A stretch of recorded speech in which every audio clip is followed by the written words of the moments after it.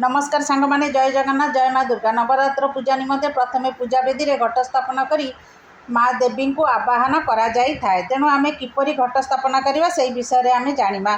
आमे तो पूर्व दिन एक बार रही 21 तारिख दिन 22 तारिख सोमवार दिन घट स्थापना हम से दिन प्रथम पूजा आरंभ हम। तेणु ब्रह्म मुहूर्त उठी स्नान काम सारिक निजर नीतिदिनिया ठाकुर पूजा पूजी करदे। सूर्य को जल देवे अर्घ्य देवे तुलसी चौरा पूजा करदे। जो जगार माँ को घट स्थापना करेंगे माँ को स्थापना करेंगे से जगह गंगा पानी टिके सिंचन करी पवित्र करदे। से जगटा कि मुरुज पकईदे। मुरुज पकईला माँ को खटुली बसैबे। माँ को खटुली बसैला माँ को बाम पटे माँ जो बसवे माँ को बाम पटे ही घट स्थापना करा से ही जगह मुरुज पकईबे। मुरुज पकईला गोटे पितल ढाल आणिबे नले माटी ढाल आणिबे बा तंबा ढाल आणिबे।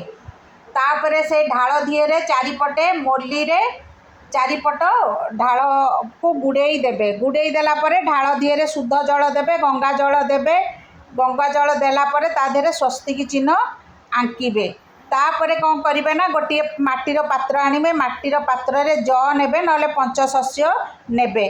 से पंचशस्य उपरे कलशटी को बसैबे। कलश बसैला तापरे कौन करेंगे तादे सिंदूर देवे चंदन देवे दुब देवे फूल देवे पैसा पकेबे। हलदी गोटा हलदी पकेबे ना हलदी गुंड पकेले चलो। गोटा चाउल जोटा अखंडित चाउल थी कर्पूर लवंग गुआ तापरे आंब डाल देवे। से जो आंब डाल रे 5 पत्र थी ना 7 पत्र थी सेहीपरी आंब डाल देवे। आंब डाल देला गोटे छोट प्लेटे रखिए तापरे चाउल देवे।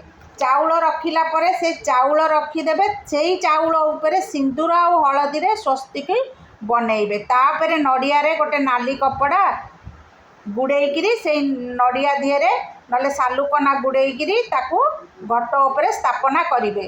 कलश उपरे गोटे पैता देवे फूल देवे बेलपत्र देवे फूल रे सजई देवे फूल माल देइकिरी एहीपरी घट स्थापना करेंगे। यही कलश को दशहरा दिन विसर्जन करेंगे। सूर्य बुड़ीबा पूर्व कलश को विसर्जन करेंगे। यहीपरी घट स्थापना करेंगे। नमस्कार जय जगन्नाथ।